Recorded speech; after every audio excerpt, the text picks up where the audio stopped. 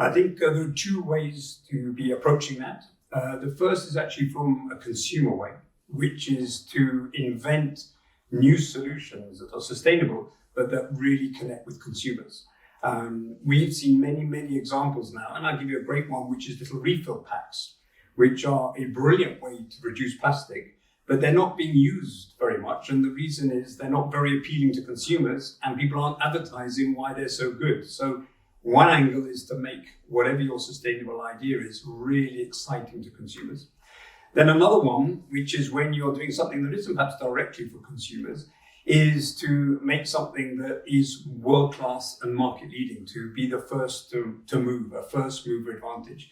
And I think, again, we've seen businesses who've done that, and they have gained the reputational benefits of being an innovator and a pioneer. And so I think those would be the two ways I would recommend.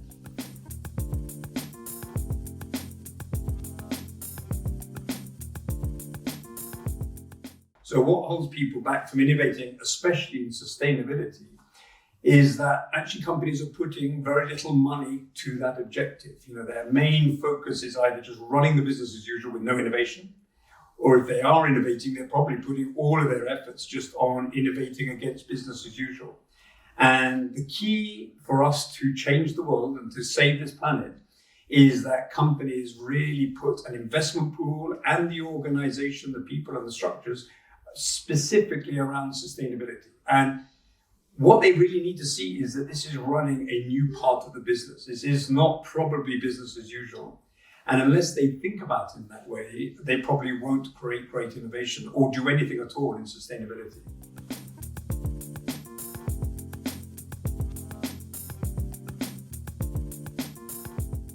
I think companies are struggling to embrace this and to take this on board themselves, to put that investment. And either we're going to see regulation that forces it, which you could call a stick, or there's really an opportunity to create what one could call a carrot, which is an incentive. And funnily enough, there's a big one that exists, which is the R&D tax credit, which is used really to reward and stimulate R&D and innovation.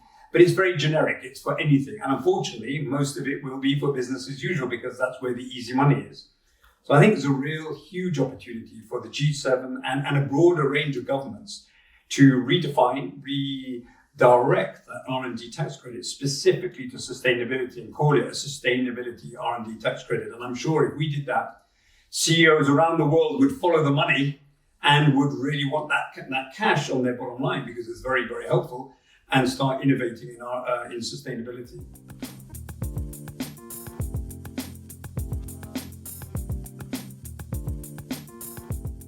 So I've actually been working to develop the concept of a sustainability R&D tax credit because as I look at really what drives behavior in companies, it's usually and often either an opportunity they see or it is something that is forcing them to do that.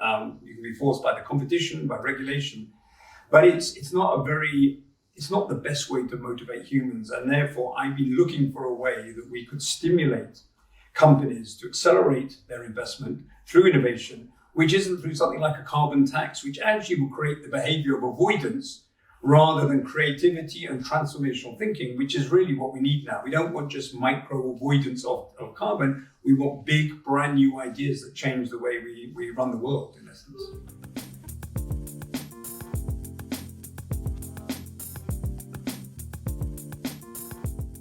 The first thing is I've not only had the privilege of being a CEO and therefore having to be visionary, I've also worked for visionary CEOs, and I must admit the CEO of L'Oreal in sustainability and digital has been visionary.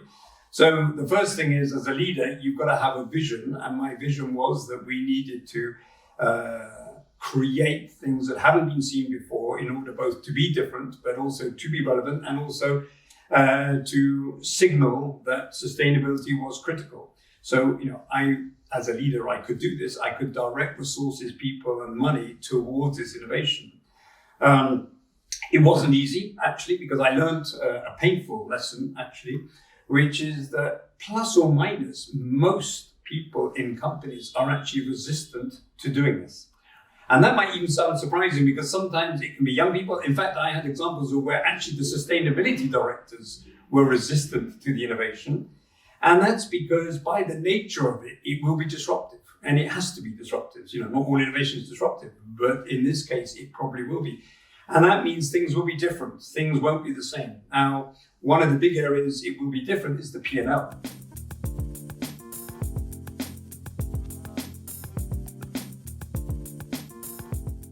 One of the crucial perspective changes that I think every leader and everybody in a company needs to now embrace is that sustainability will require a new behavior, a new skill. And I call that skill transitioning the P&L and transitioning the business model. And I think the best way to bring this to light is to simply think of the Tesla. The Tesla has forced all car companies to reinvent their business model from making a diesel or petrol engine to an electric engine. And that has also forced them to create a new P&L, because the P&L electric car is very different. And the skill that we all need to learn is, how do we write the P&L and business model we have now? How do we then write our best view of a P&L and business model under a new sustainable business and product? And then how do we work out how we take the organization from one to the other? And hopefully, if we're lucky, and why not, the P&L that you're aiming for could actually be better. It could be richer. It definitely will have costs and revenues in different places, so will look different, but it could even be better. I think without that, people are just frightened because they can't picture the future, and the future only looks bad. The future only looks like it's probably going to be profit losing or bonus losing, which is the big challenge. And they need that vision, that clarity to go from where they are to where they need to get to.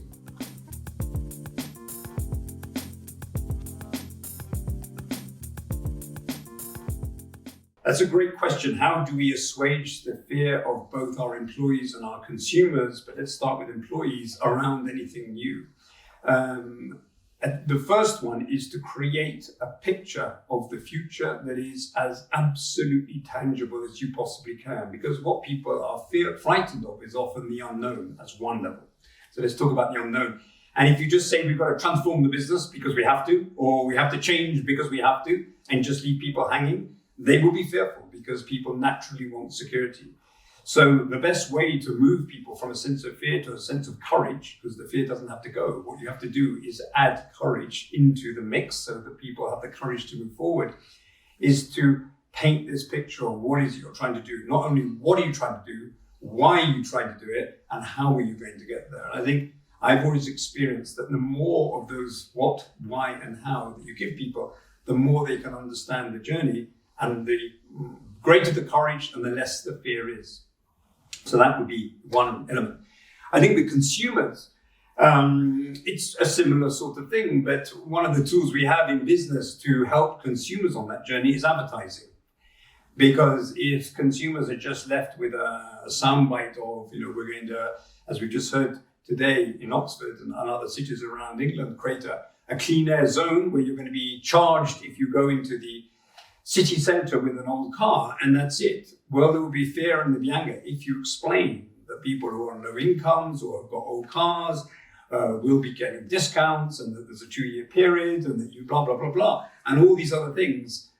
People can process that, they can understand that there's a journey, and they can get onto that journey because they're less fearful of how it's going to hurt them themselves.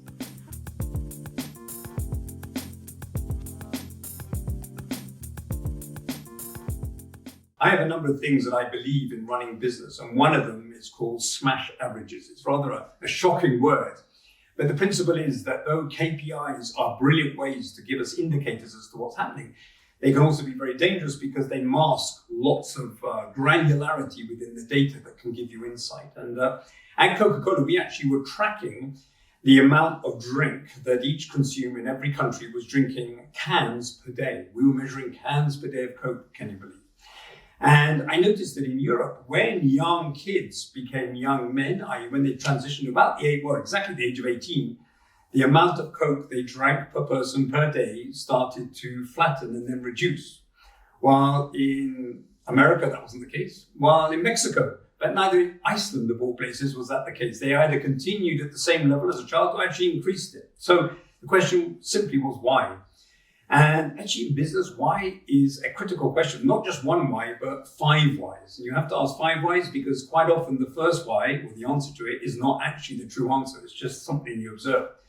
So I brought in a fascinating market research company from San Diego. That was important because this was really leading psychological research.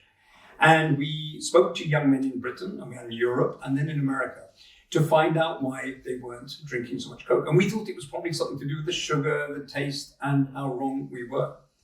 Because actually what we learned is that when you become 18, you want to look like an adult. You want to feel like an adult. And they said that when they picked up a red can of Coke, the signal of red made them and reminded them of being a child. And what they wanted to be was an adult. So they wanted spirits, they wanted coffee, they wanted drinks that made them look like they transitioned. So we realized that actually Coke is black as a product. So what happens if we, just like Coke, coffee and so on, what happens if we made the can black, just as the product is?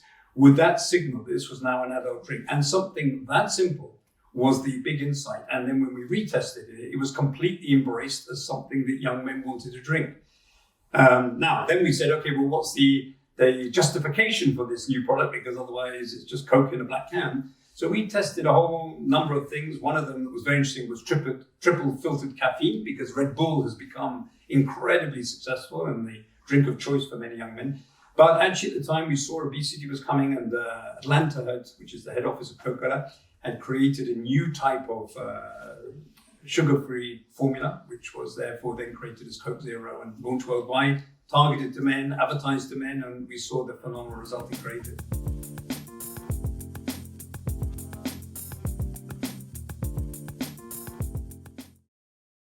Yeah, I think that the pandemic has thrown out 3 areas, 2 of which we probably are all talking about. So the first one is clearly digitization. Now, you think we know this subject front to back and back to front, but it still is remarkable. It's one of my passions that business leaders and companies still don't invest enough in e-commerce and the digitization of their businesses. They think, once it's done, it's done. And the pandemic has shown that there are winners, there are average people, and there are losers, and it will be all on the spectrum how much they invest in digitization. The second one will be sustainability. One, because it was on the journey, but definitely we've seen, because of the pandemic, some of the benefits a little bit of no planes or less planes, but more that governments have woken up to the fact that they can do dramatic action, which I think previously they've been worried about regulating aggressively because they thought that would disrupt business. But the pandemic has taught them that they can do the most dramatic regulation, and the world, plus or minus, survives, and they have the power to do that. I think actually one that probably we're all talking about, but needs more talk as the boards of companies, is really to think and define a new way of working, because what the Zoom culture has taught us is the fact that we thought we all had to go to an office and sit in cubicles or desk to desks in open plan, and that was the way that we all needed to work, has been proven wrong, that actually the giving us all of computers, the fact we are computer-based, means we can work from home, have a better quality of life, and also work very, very productively. Not exclusively, of course we need to come together, and I can see that personally, that the human connection is worth a tremendous amount. But just on the way here, I met a man on the train station, a guy I know, and he was just saying how the quality of his life has improved because he's not getting on that train with me for 3/4 of an hour either way. And I think companies are thinking about this, but we're going to have a real mental mind shift in what work looks like going forward, and be happy with that there's an evolutionary moment and we're now there.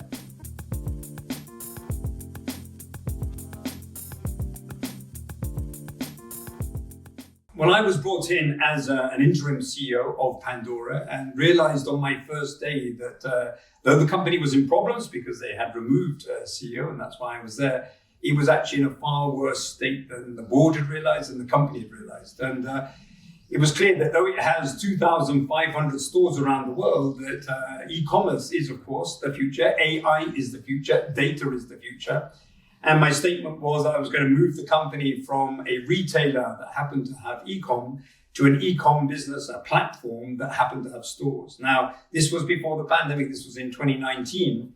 And we worked at great pace. We worked at a super fast, agile way to transform this focus and the e-com platform. Well, how lucky the company was, because obviously the pandemic broke in 2020 and the share price has grown so much, 300%, because the results from the sales on e-com have been outstanding.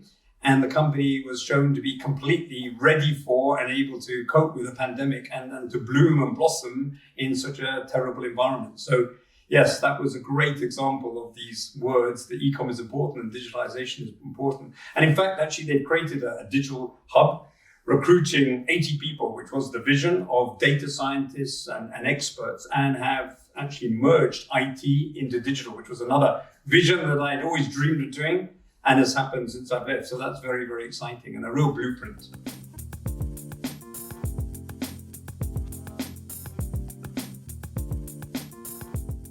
Well, spotting the need. Now, there's a good question. I think the first is you've got to be connected to the world, because you've got to be looking outwards all the time. And many things are happening in China in particular, in America in particular, that we should be just copying. I mean, I always say, for example, if Amazon is the most valuable, most successful e-commerce company in the world, why are companies not just copying it? And they don't. It's the most ridiculous thing. They're teaching us how to be brilliant at e-com. We just need to look at them and copy them.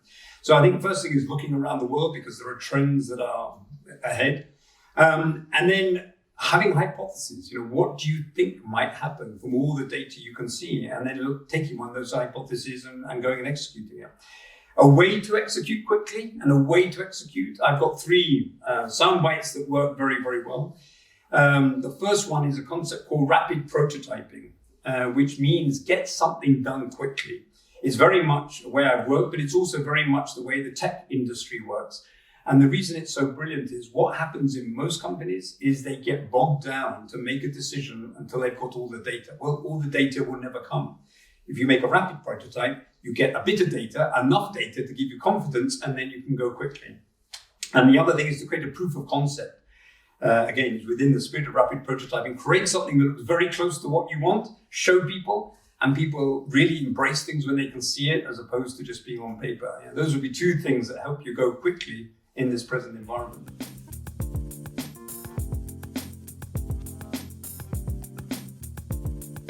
Well, I am actually slightly biased, because I am going to say L'Oreal. It's the most remarkable company. Its share price demonstrates it's a remarkable company. And the CEO, as I've said, has led 2, I think, visionary transformations in the last 10 years. The first one was to get onto the digital agenda, and he has been ahead of most fast-moving consumer goods. And the second one was to get onto sustainability. I think there's been a couple of big competitors who are also, one is very famous for this, into the sustainability agenda. But I think L'Oreal has executed more things, is my sense from the outside, to actually turn the words into action. And that's where I'm disappointed with most companies, if I may say, that, yes, there are reports to create. Yes, there are metrics to demonstrate and to hold yourself against, particularly reducing carbon, reducing water. But those have now been mainly done. What we need is transformation where we, for example, stop using plastic to contain things and we find alternative containers. We stop using engines and we use solar. And it's when I see companies doing that I'll be truly impressed. To know if you're on the right track with a sustainability innovation, you should know or feel that it's going to hurt. If you feel uncomfortable because this innovation or the thing you're doing is making the hairs on the back of the neck rise and you feel that this is going to hurt you, you're probably in a good place, because that means it's going to be disruptive, it's going to be game-changing, and it's going to really make a difference.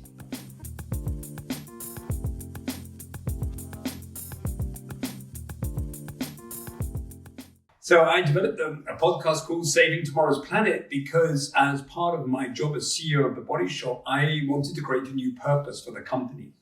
And I decided actually to go to the Amazon to see firsthand what was happening to the forest, to get inspiration.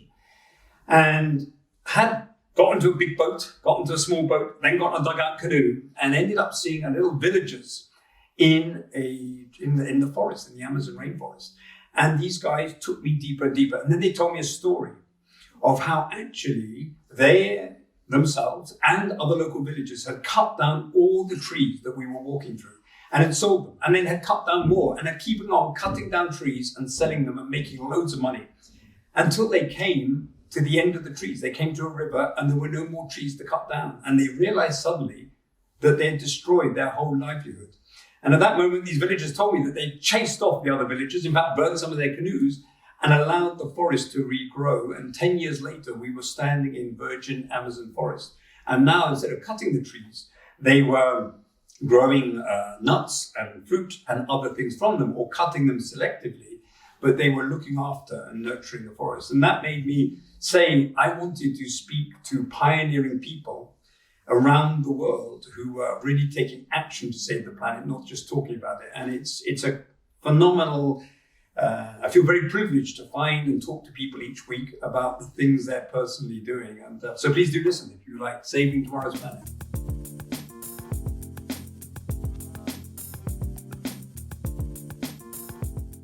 Well, it's true. I don't want to end on somber. That's why I created this podcast, because, and this is why I'm so passionate about this subject, because I do believe it's in our hands to do something about this. We have got these skills of innovation. We've got the vision. We've got the money, definitely.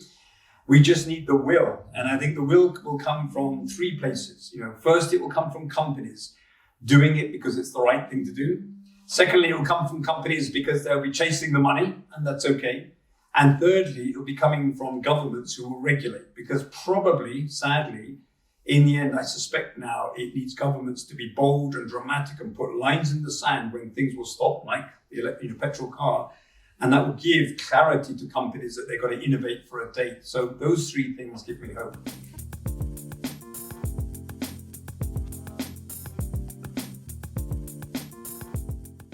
Oh, well, I have a line that I created for the Body Shop, which I'll perhaps take here, which is to enrich, not exploit. And the idea was that, we should do things that make the planet better rather than exploit it. So I think I'll end on that.